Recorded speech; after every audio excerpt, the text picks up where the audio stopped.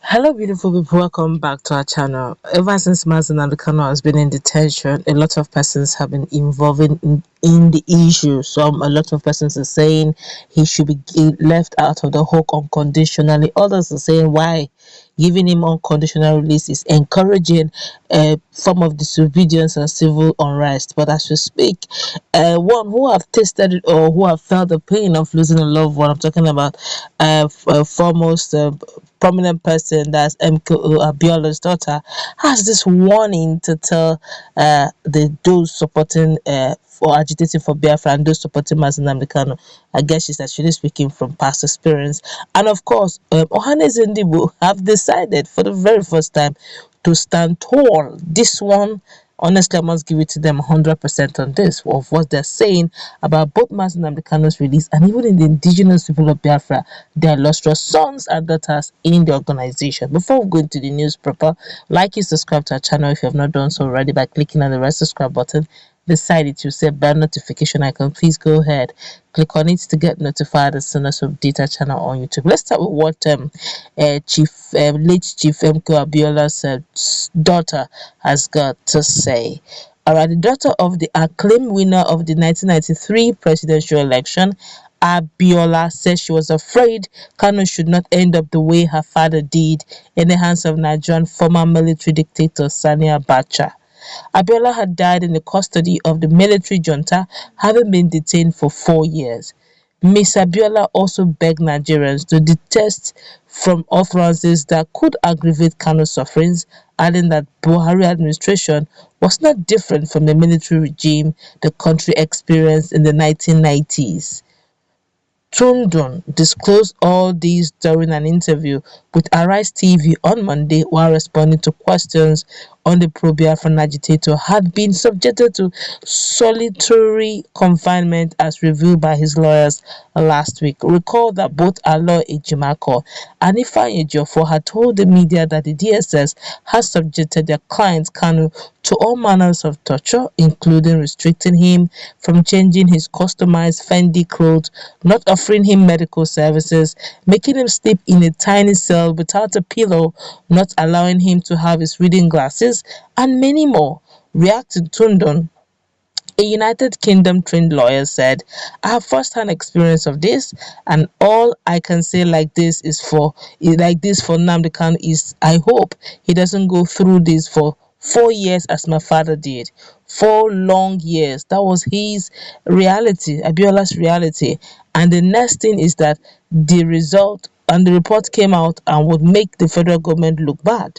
The next thing is that they could stop people from seeing him at all.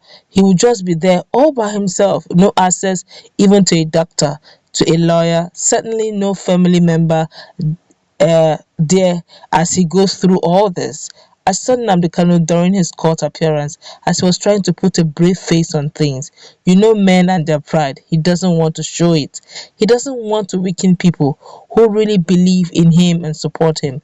He was trying to look normal, but what he is going through is the exact opposite of normal. That's why I said on a few occasions that people should be very careful with their utterances, with their actions, so they will not get this man killed. It has happened before. It must never happen again. And that is just very sad. Here we are in 2021. After my dad died for democracy, we are still having this conversation in 2021 of somebody being treated appallingly like a kid, like kind of serial one who brings down people. Under what circumstances should somebody be treated like this? I'm hoping that the DSS would come out with a statement and completely deny these accusations and prove that the accusations are completely false and that he has been allowed a change of cloth. I mean, really, putting someone in solitary confinement is a kind of torture. Putting him in a tiny cell is a form of torture. I mean, this is sickening. A lot of people have reacted to this very strongly, I must say. This is one woman quite bold, I must say, saying it the way it is without caring whose ear is being gone. But of course, Ohaneze Ndigbo have decided also to react. Apex Igbo Social Cultural Organization Ohaneze Ndigbo has declared that the indigenous people of Biafra IPOB is not a terrorist organization, insisting that federal government tag on the group was aimed at giving a dog a bad name in order to hang it. National Vice President of Ohaneze Ndigbo, Chief Damian Okeke Ogene, who stated this in Awka, Anambra State, insisted that there was the need to deprescribe IPOB as that group because its members do not carry arms. Okeke Ogene said Ohaneze Ndigbo believes in dialogue, negotiation, and political solutions to issues of insecurity other than military option. He also said IPOB's activities have been hijacked by enemies of Southeast region who are bent on sabotaging the socio-economic life of the zone. Okeke Ogene hailed as a welcome development the visit of some Igbo leaders led by First Republic Minister of Aviation Chief Mbazulike Amechi to President Muhammadu Buhari on the need for release of Nnamdi Kanu.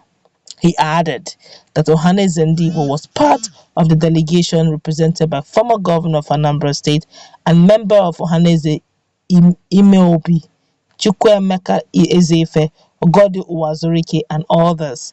He also commended Buhari's humility and leadership maturity for giving hope to the Igbo people on a peaceful resolution of the matter, adding, "This is the beginning of having light at the end of the tunnel." Okeke Ogene, however, observed that IPOB's sit-at-home order was due to federal government's extremisms when it comes to matters affecting Igbo, insisting that as soon as Biafra, or I take that again, insisting that as soon as Buhari's administration subpedaled and embraced dialogue, everything will normalize in the country.